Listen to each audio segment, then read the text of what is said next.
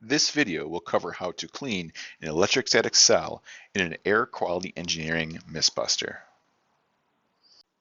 First, turn the power off the MistBuster. Confirm there is no incoming power by using the appropriate lockout-tagout procedure.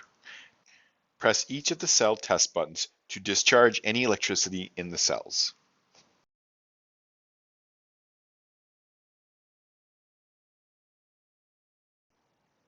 Remove each of the cells by pulling on the handle and supporting them by the side frames.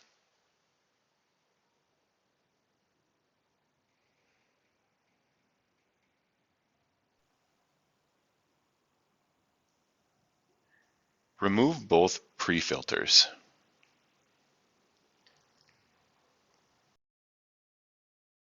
Take this time to inspect each of the cells.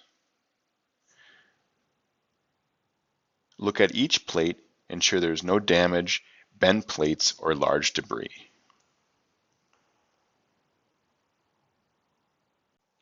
Inspect the ionizer wires.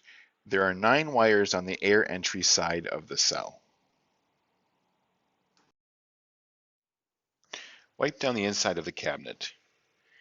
Clean the cell contact terminals, as well as clean the rails to ensure proper grounding of the cells. Prepare the cell cleaner solution. Mix 4 gallons of hot water with 1 gallon of total cell cleaner. Soak the cell for 15 to 30 minutes depending on the level of contamination buildup.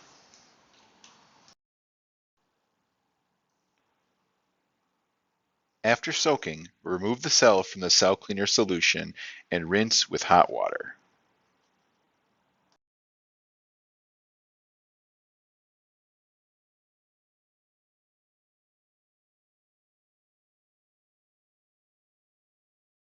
Finish by soaking the cell in a clean hot water bath for several minutes. If the cell remains dirty, repeat the process over again. Evaluate the cell in additional time before reinstalling. Make sure all 9 ionizer wires remain in their place. Finally, clean the pre-filters by soaking them in the total cell cleaner solution. Be sure to do this after the cells have been cleaned to avoid loose wire mesh strands being released in the solution. You can now reassemble the MistBuster with the clean filters.